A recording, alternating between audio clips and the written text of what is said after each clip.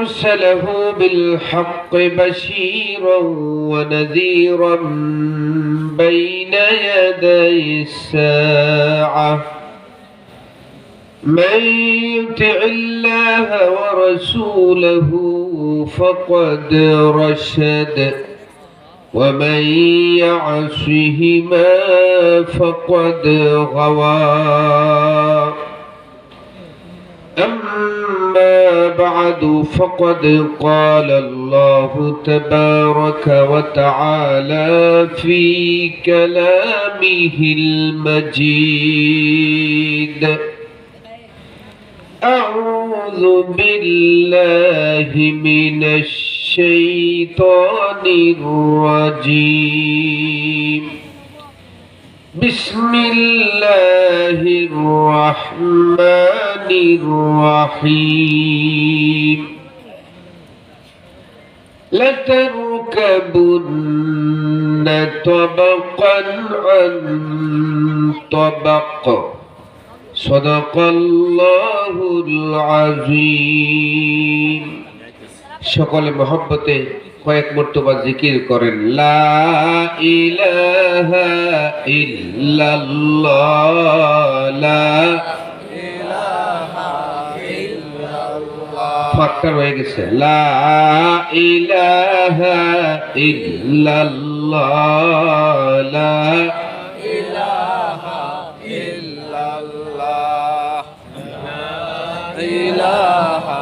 ইল্লাল্লাহ লা ইলাহা ইল্লাল্লাহ নেই কোনো মাবুদ আল্লাহ ছাড়া নেই কোনো ইলাহ আল্লাহ ছাড়া পড়েন লা ইলাহা ইল্লাল্লাহ লা ইলাহা ইল্লাল্লাহ আসমানের মালিক যেই আল্লাহ সবাই পড়েন আসমানের মালিক যেই আল্লাহ জমিনের মালিক সেই আল্লাহ লা ইলাহা ইল্লাল্লাহ লা ইলাহা ইল্লাল্লাহ হায়াতের মালিক যেই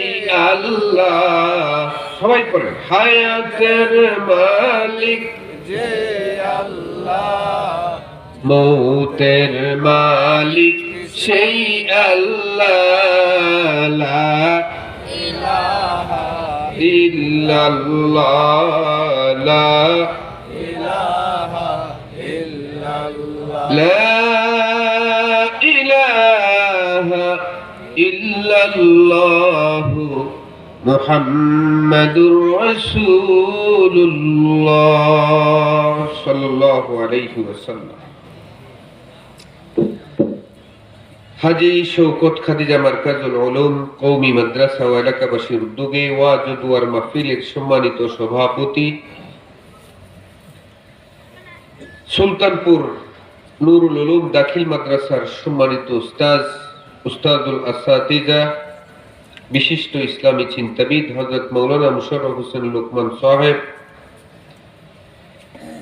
আপনারা দেখেছেন আমি এখানে এসে ওনার কপালে একটা চুম্বন করেছি কেন করেছি জানেন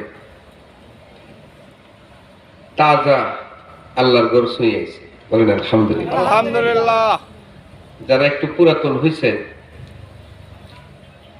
তারা অনেকটা ভুলে গেছে আল্লাহর ঘর ভুলে গেছে অনেক দূরে আর ওনার আল্লাহর ঘর ছোঁয়াটা একদম কাছে যারা আল্লাহর ঘর ছুঁয়ে আসে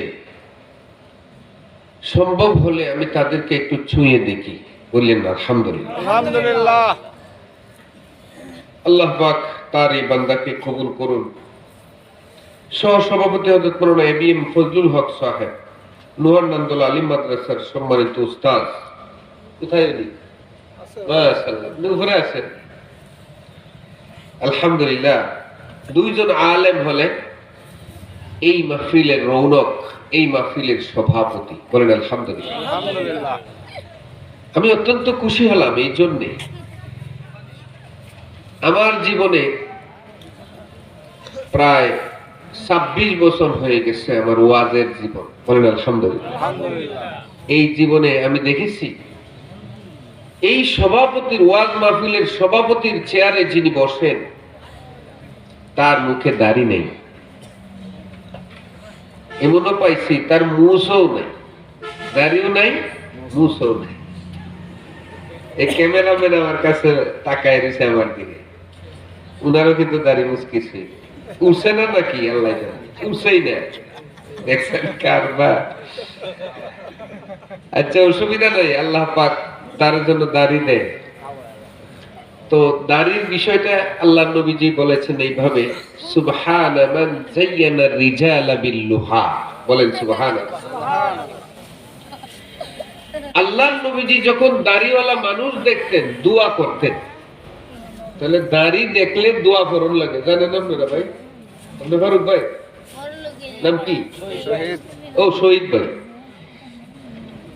দাড়ি দেখলে দোয়া পড়া লাগে, আপনারা জানেন।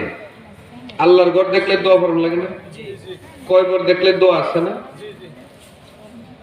আল্লাহর ঘর দেখলে হাত উঁচু করে বলবেন আল্লাহু আকবার। কবরস্থানে গেলে বলবেন আসসালামু আলাইকুম ইয়া আহলাল কুবুর। এক একটা জিনিস দেখলে দোয়া করতে হয়, তাই না? মানুষরে যদি দেখেন কি বলেন আপনারা? আসসালামু আলাইকুম, সুবহানাল্লাহ বলেন। মানুষ দেখে আসসালামু আলাইকুম। তাহলে আপনি দাড়ি দেখলে কি বলবেন? সুবহানা মান যায়্যানা রিজালা বিল্লুহা। সেই আল্লাহর পবিত্রতা ঘোষণা করছি যে আল্লাহ দাড়ি দিয়া পুরুষকে সৌন্দর্য মণ্ডিত করেছেন। জুড়ে বলেন সুবহানাল্লাহ। এই দোয়াটুকু আপনারা করবেন। আরবি মনে থাকে না, বাংলায় বলবেন। তো যাই হোক, এখানে অনেক উলামা হযরত কথা বলেছেন। আমার আগে হযরত মাওলানা ফারুক আহমদ কাসেমি বিবারি